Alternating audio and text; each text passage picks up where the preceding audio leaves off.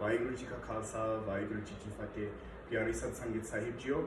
So I'm here back again, and I want to show some more shastarvidiya techniques taken from shastarvidiya, a few exercises that you can use.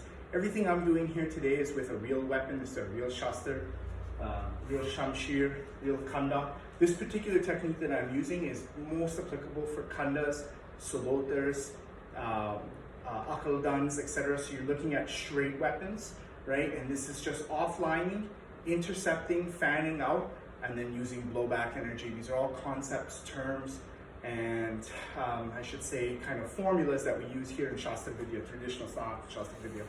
So this isn't really an instructional or whatever, it's just an area to here to start practicing and training, showing you what we teach, what we do here in the Brojo. This is very light stuff, this is very introductory, very intermediate stuff.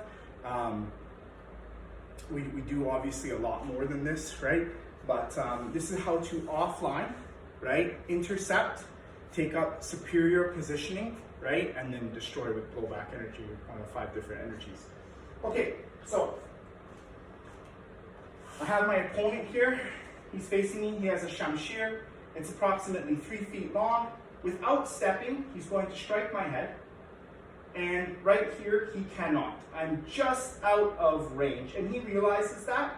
So to do that, he has to now step forward and go down. Whoa, you're getting really good, right? He has me, he's got me. There's no difference from that. So I have several options here.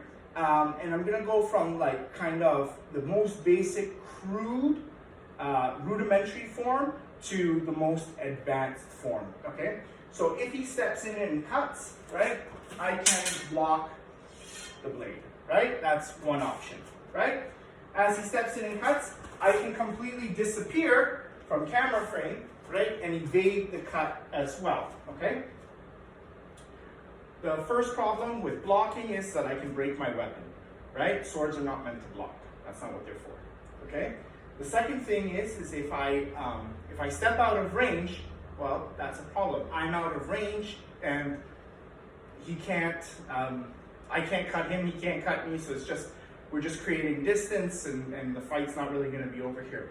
What I'm gonna do now is I'm going to get out of range, but more so I'm going to misalign, okay? So we're gonna do it at a fast pace, and then I'm gonna slow it down for you, right? So as he takes the foot, bam, bam. Here we go. So if you see that here, I've struck in the face and gone right into it, right? And that's why the fencing masks come in so handy, because in traditional stance in shastarvidiya, there are 3 targets, which is eyes, throat, and groin.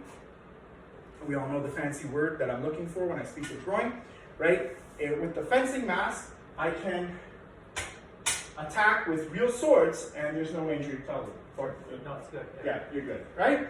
So, once again, as I form up in my fighting stance, right, and going out to attack, bam, right? And you see there, from the energy that I traveled into, it's a blowback energy. So I'm not going for a head cut off, I'm not trying to chuck cut my opponent, right? I've struck in him, created distance, and then I can follow up for a killing blow, okay? Really slow. What I'm doing here is I assume a position here for fighting. I relax. I let my mass be controlled by my sukmana, right? So wherever my sukmana goes, my mass follows. He will have to step, do it very slowly. I offline. So you see here, that sword now, I'm on his initial distance target. It won't hit me because I'm completely offline of him. I'm also taking up a superior advantage position here, okay? So we come back, right? He's going to do it slow here again. I wrap over and comb. I block this hand. If I want, I can cut. And then here, I'm going to step in and blow through, okay? One more time, very slowly. So just really slow it down just for everyone at home to see the movement here, Tina. So I come in with my fighting position. I'm holding my shastar a special way, the traditional way that a khanda is held. Khanda is not done here and done like we've done in other videos with gatka-like movements, right? I hold my khanda in a special way here. I strike, boom, I've offlined, okay? The sword has come through, one more time now, right? So I offline, I intercept, and then boom, right there, with blowback energy. So this is just one way to train shastarvidiya. on your own, right?